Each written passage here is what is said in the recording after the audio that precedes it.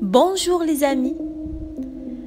Toujours dans la collection des princesses de Disney, aujourd'hui on va plonger encore dans l'univers magique des princesses. Et cette fois, on va choisir Jasmine. Aladdin avait la chance de rencontrer le génie et le tapis volant qui vont l'aider à réaliser son rêve.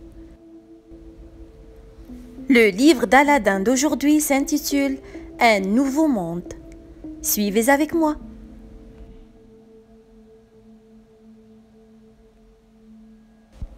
Chapitre 1.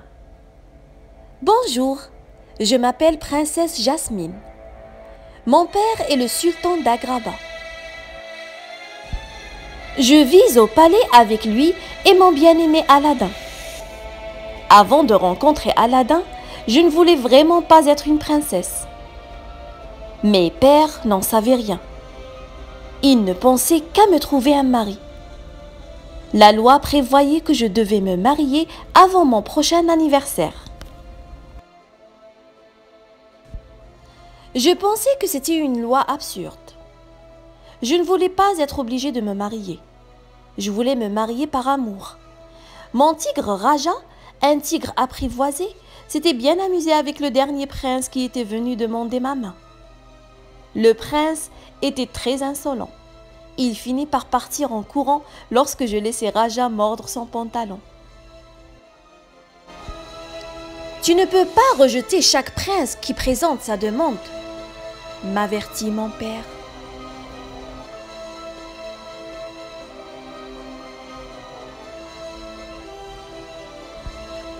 Il y eut ensuite Jafar, le vizir royal. Il était le conseiller de mon père depuis de nombreuses années. Mais je ne lui faisais aucune confiance. Père connaissait mes sentiments à son égard, mais il était trop bon pour croire que Jafar puisse faire quelque chose de mauvais.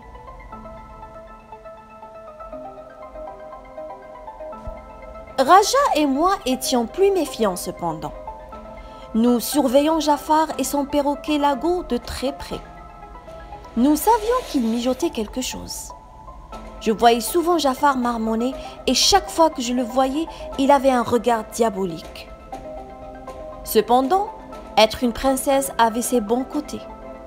Une fois devenue reine, je pourrais me débarrasser de Jafar pour toujours. Mais en attendant, j'étais très prudente envers lui.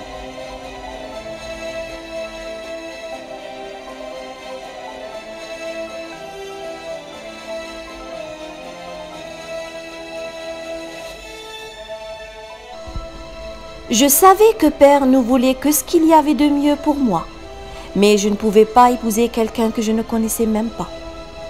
Je décidai de quitter le palais et de tout oublier, surtout cette loi archaïque. Cette nuit-là, je me déguisai en paysanne et marchai sans faire de bruit dans le palais jusqu'au jardin. Avec l'aide de Raja, j'escaladai le mur du jardin et me retrouvai dans les rues d'Agraba. J'étais libre.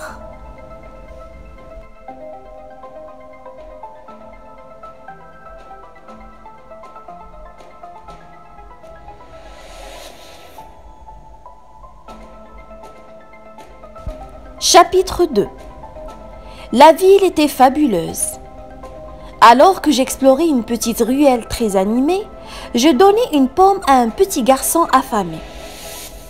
Le marchand me demanda comment je comptais la payer. Lorsque je lui dis que je n'avais pas d'argent, il m'attrapa par le bras. « Ô voleur !» cria-t-il. Soudain, un garçon des rues apparut comme par miracle. « Merci, mon bon monsieur, » dit-il. « Je suis bien content que vous l'ayez trouvé. » Il me poussa derrière lui tout en expliquant que j'étais sa sœur et que j'étais un peu folle. Je me tournai vers le singe de l'inconnu, Abou, et lui dis « Salut le sultan !» en essayant de tenir mon rôle. Le marchand refusa de nous croire et appela les gardes du palais. Nous nous sommes enfuis et l'inconnu m'a guidé à travers les ruelles jusqu'à sa maison, une cachette secrète.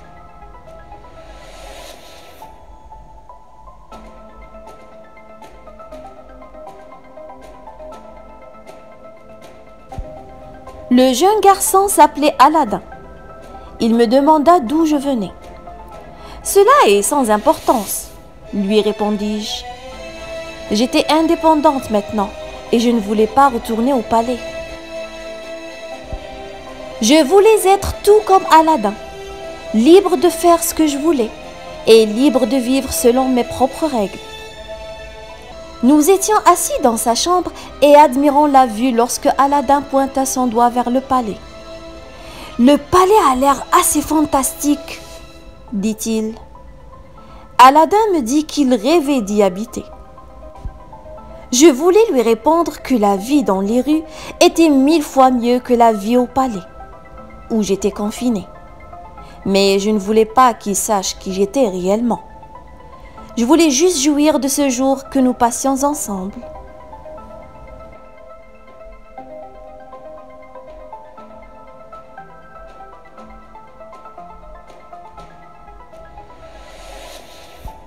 Le temps passa très vite pendant que nous parlions de nos rêves, contrairement aux princes arrogants que j'avais rencontrés. Aladin était honnête et sincère. Il ne semblait pas se faire passer pour quelqu'un d'autre que lui-même. Soudain, les gardes royaux apparurent. « Vous voilà enfin !» crièrent-ils en brandissant leurs épées. Aladin me regarda droit dans les yeux et me tendit la main. « Me fais-tu confiance ?» demanda-t-il. En guise de réponse, je pris sa main.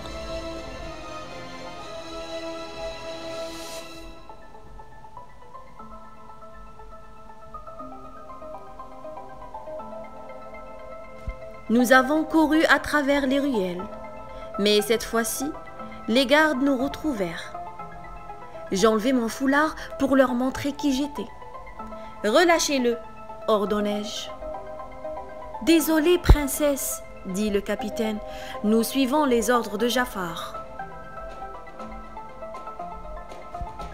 Aladin fut plus surpris que le capitaine quand il comprit que j'étais la fille du sultan et non une paysanne.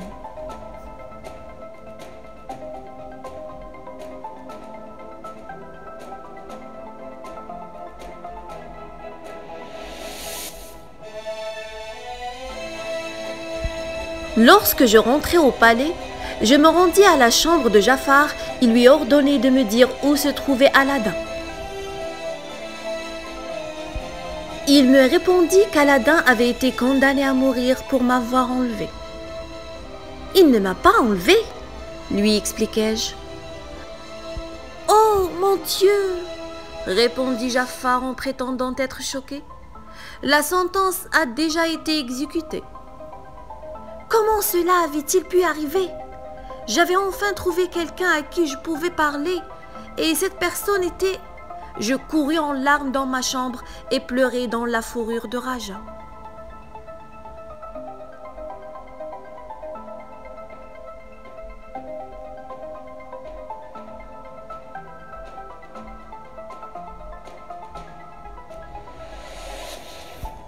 Chapitre 3. Le lendemain, des centaines de personnes envahirent les rues d'Agraba.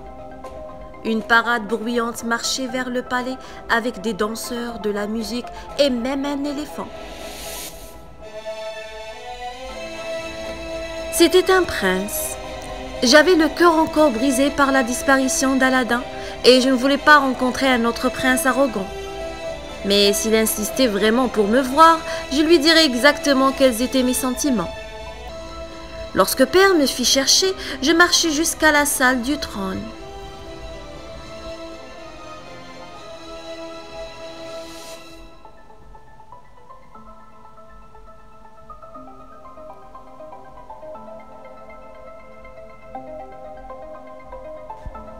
Le prince s'appelait Alia Baboua. Père l'aimait vraiment beaucoup, mais ce prince était encore plus arrogant que le précédent. Il se parvenait dans ses habits extravagants comme un pan. « Comment osez-vous décider de mon avenir ?» demandai-je en colère au prince Ali. « Je ne suis pas un prix à remporter. » Puis je sortis de la salle comme un ouragan.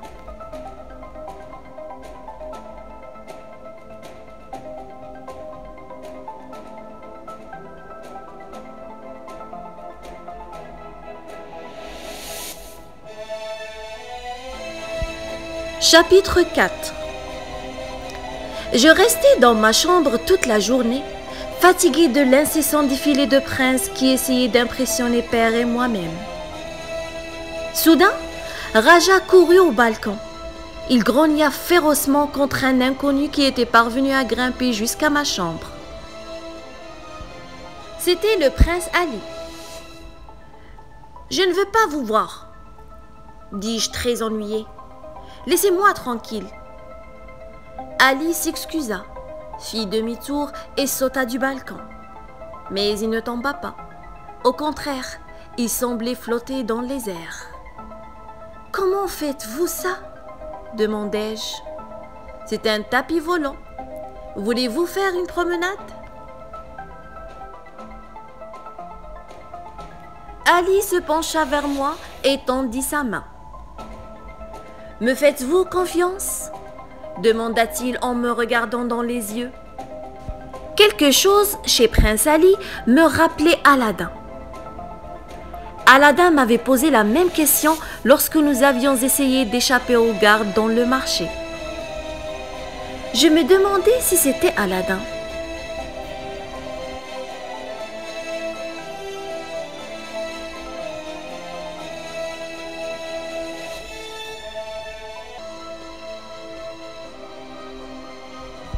Le tapis magique monta en flèche tout en haut du palais, au-dessus de la ville et jusqu'aux nuages. Nous avons voyagé ensemble et avons découvert des endroits lointains que je ne connaissais que par mes lectures. C'était un rêve devenu réalité. Aladdin et moi nous sommes arrêtés pour admirer des feux d'artifice au-dessus d'une cité interdite. Alors que nous étions assis et que nous parlions, Ali me dit qu'il était vraiment Aladdin. J'étais tellement contente qu'Aladdin soit en vie et qu'il soit assis juste à mes côtés.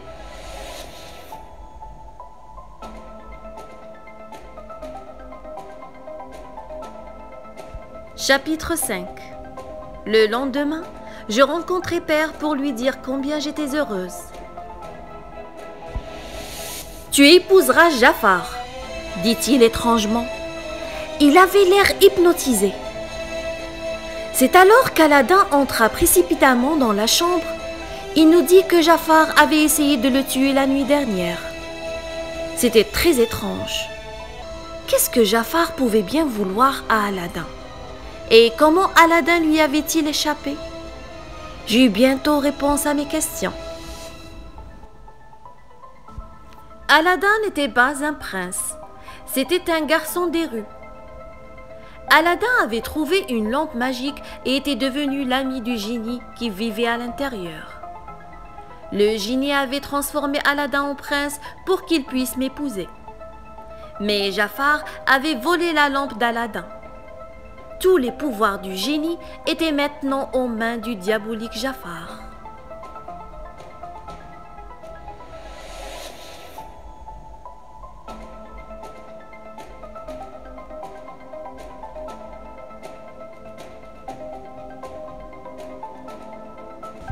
Chapitre 6.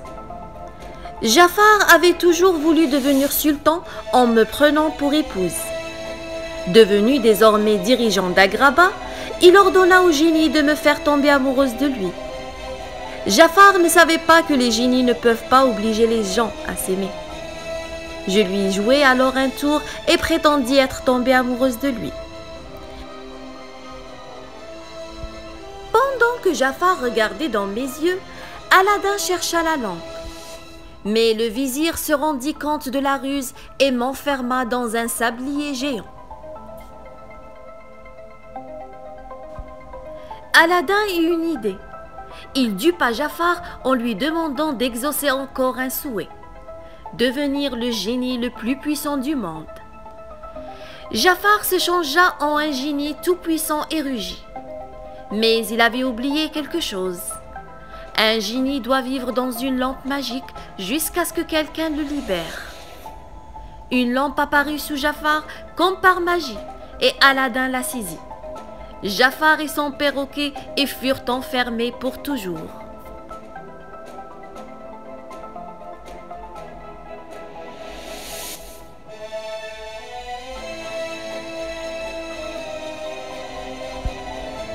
remercia Aladin et son génie d'avoir sauvé le royaume et les accueillit au palais. Père changea aussi la loi. La princesse d'Agraba pouvait maintenant choisir d'épouser qui elle voulait, quand elle voulait. Aladin a libéré le génie et nous lui avons dit au revoir. Puis Aladin et moi sommes montés sur le tapis volant pour explorer un nouveau monde, ensemble.